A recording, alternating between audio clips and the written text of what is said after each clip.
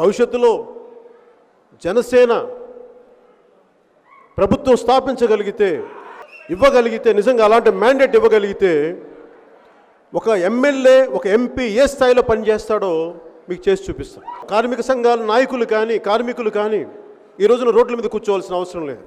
జనసేన ప్రభుత్వం కానీ ఉండుంటే మేము వెళ్ళి వాళ్ళ దగ్గరికి వెళ్తాం. మీ కష్టం ఏంటి చెప్పండి, మేము మాట్లాడతాం. జీవీఎంసీ ఎలక్షన్స్ ఉన్నాయని చెప్పేసి మేము గుండెలు చించుకుంటాం, ఎదురెళ్తాం. సైమన్ కమిషన్కి ప్రకాశం పంతులు గారు ఎదురెళ్ళినట్టుగా మేము అట్లా ఎదురెళ్తాం. ఈ పిచ్చి కథలు కాకుండా ఎలక్షన్ టైంలో మేము విశాఖ ఉక్కుని పరిరక్షిస్తామని తిరుగుతారు, ఎలక్షన్లు అయిపోగానే మర్చిపోతారు. నేను కార్మిక సంఘాల నాయకులు కూడా నా విన్నపం, మీరు వైసీపీ నాయకుల్ని చొక్కా పట్టుకొని మీరు నిలదీయకపోతే మట్టుకు వాళ్ళు మేము మాట వినరు. కేంద్ర ప్రభుత్వం ప్రతిపాదించిందని కాదంటలా. డిస్ఇన్వెస్ట్మెంట్ అనేది నష్టాల్లో ఉన్న ప్రభుత్వ రంగ పరిశ్రమల్ని పెట్టుబడులు ఉపసంహరణ, డిస్ఇన్వెస్ట్మెంట్ అనేది పివి నరసింహారావు గారి టైంలో వచ్చింది.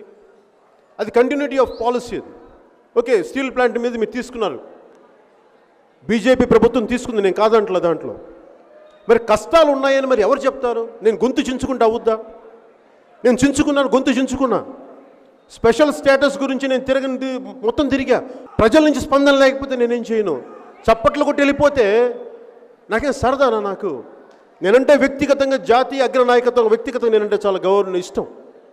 ఆ ఇష్టాన్ని కూడా కాదనుకో నేను ప్రజల కోసం నిలబడితే ఉన్న పార్టీలు నిలబడవు, ప్రజలు నిలబడినప్పుడు నేనేం చేయను చెప్పండి.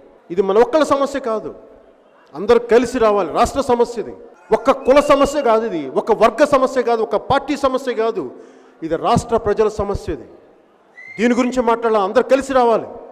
ఇన్ని పరిస్థితులకి కారణం ఒక ఓటు అనేది.